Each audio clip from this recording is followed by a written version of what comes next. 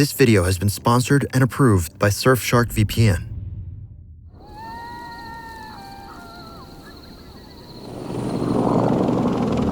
It's May 2nd, 2011. Two helicopters are traveling towards Abbottabad, Pakistan. On board are 24 Navy SEALs. Their target is the man behind the September 11th attacks, bin Laden.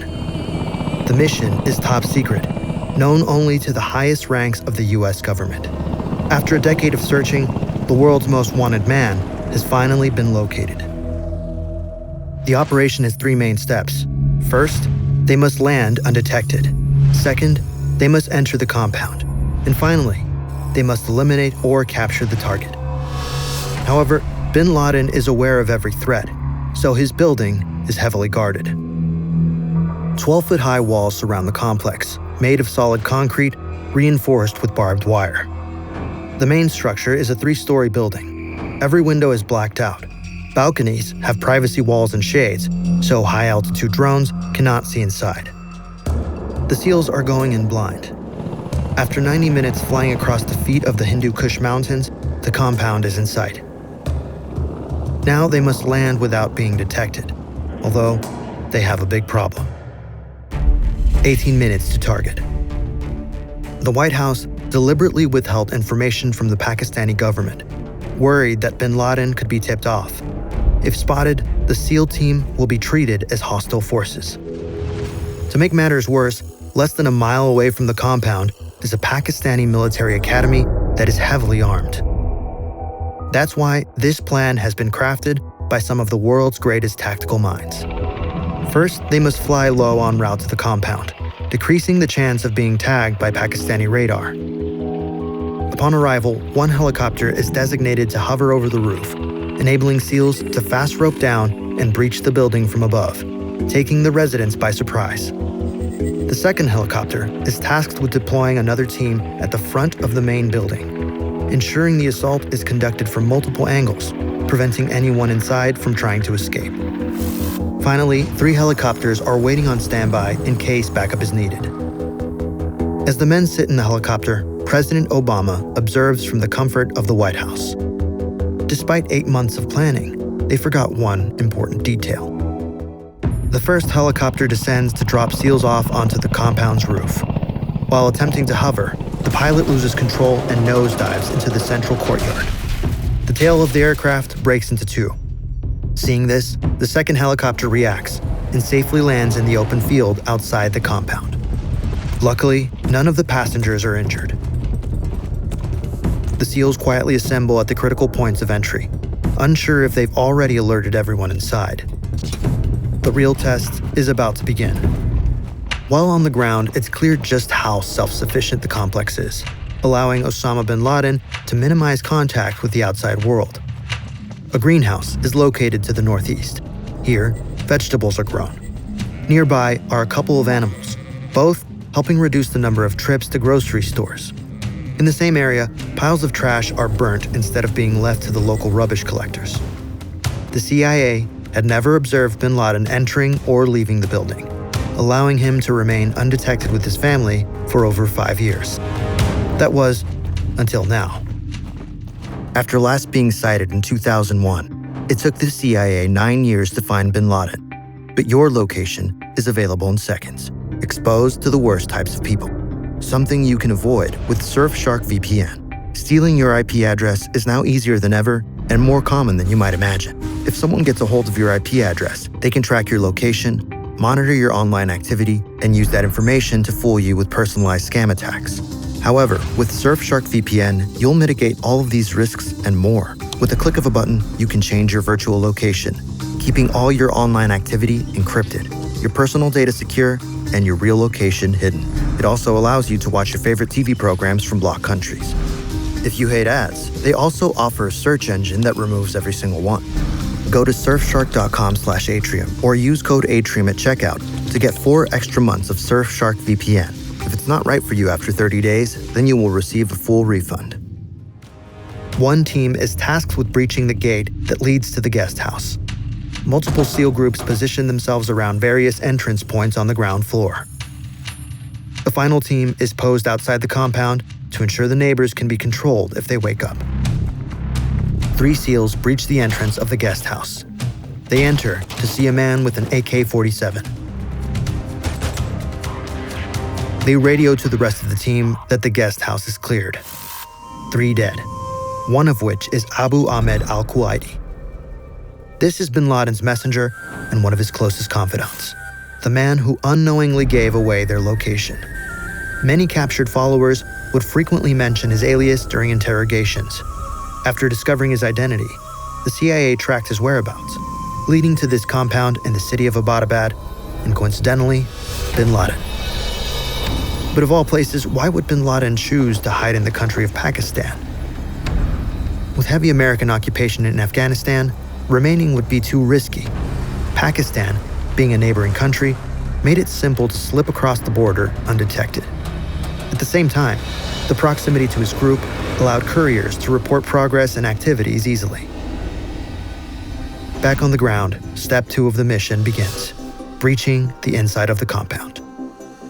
The team at the southern entrance carefully unlocks the door and enters the first floor. This area is where the family spends their free time. The first room is a typical sitting room with floor-level couches decorated with abstract floral patterns. The place is grungy, a far cry from what one might expect of a house in this affluent area. Opposite the kitchen is a room that serves as a makeshift classroom. Here, the many children of the house are homeschooled in Arabic. In the shadows, a man crosses the corridor. He leans out the doorway and the SEALs fire. They quickly push into the room. Inside, another man desperately reaches out to grab a rifle. The threat has been eliminated. Still weary that other armed house members might be on the first floor, the SEALs spread out and clear each room, but no one is present. The SEALs may have made it inside, but a solid metal door stands between them and the second floor. It's too strong for their standard charges to break through. High-power explosives would be effective, but the noise would jeopardize the mission. Instead, they deploy precision breaching charges, small but focused blasts meant to disable the lock without drawing attention. They need another way in. The SEALs exit and radio to give the all-clear for the first level. But the mission is far from over, and getting to the second floor poses a complex and potentially deadly challenge. 6 minutes to the target. The second SEAL team landed outside and arrived at the front of the compound. They see the entrance to the second floor with a staircase and security gate that need to be opened by force. After executing the charge, the team carefully climbs the stairs leading to the second floor. However, they hear footsteps above.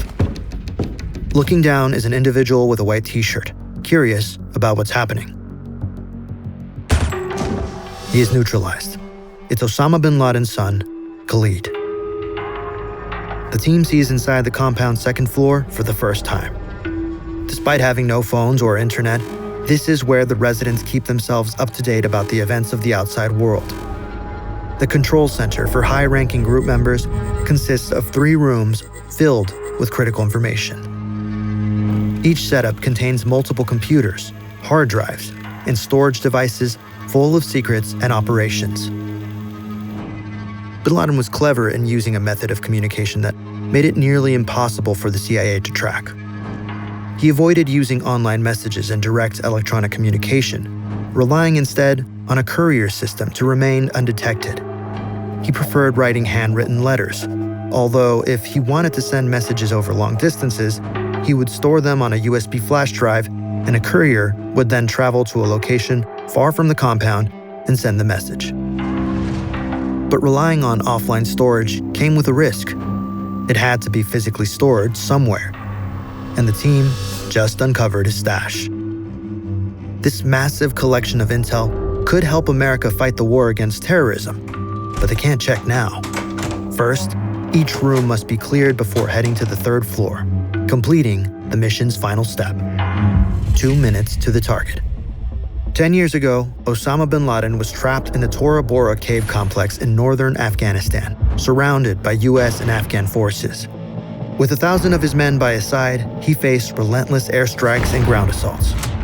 It was reported that he recorded a farewell message, convinced his capture or death was imminent. And yet, he escaped.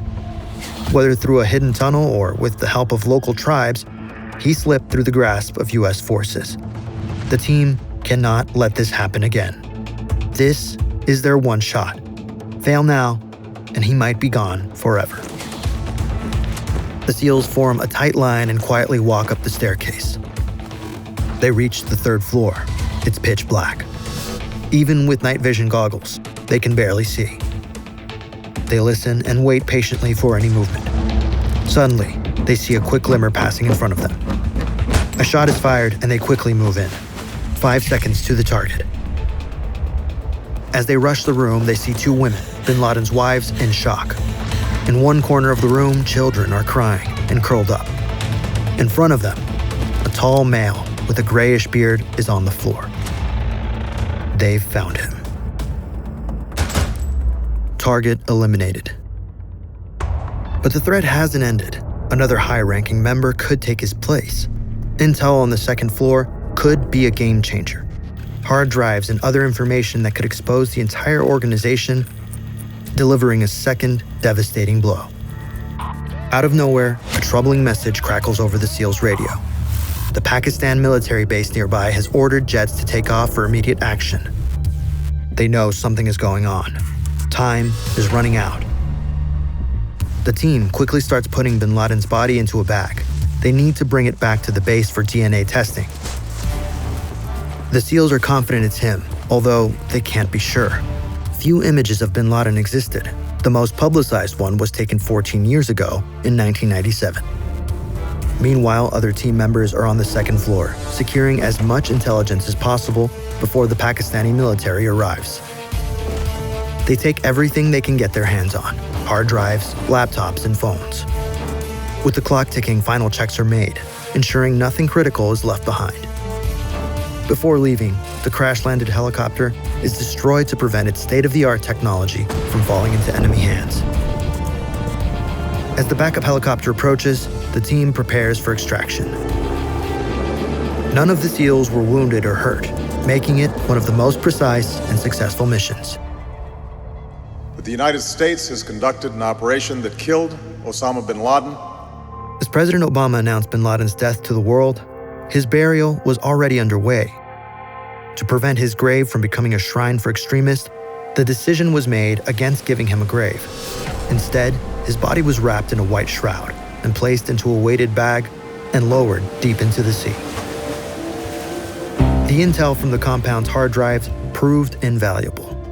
Alongside unexpected finds like Super Mario Bros. And Counter-Strike, the drives contained around 97,000 documents that have taken years to analyze. The information helped expose the inner workings of how his group operated, alongside future plans. It was around 3 a.m. in Pakistan when the army chief was told about the details of the raid. It was reported that their nearby forces only arrived at the scene after the SEALs had departed. In the days and weeks after the raid, the compound would be visited by Pakistani intelligence agencies, locals, journalists, and explorers. 9 months after the operation, local authorities destroyed the compound to prevent it from becoming a tourist attraction. Today, all that is left is a concrete foundation.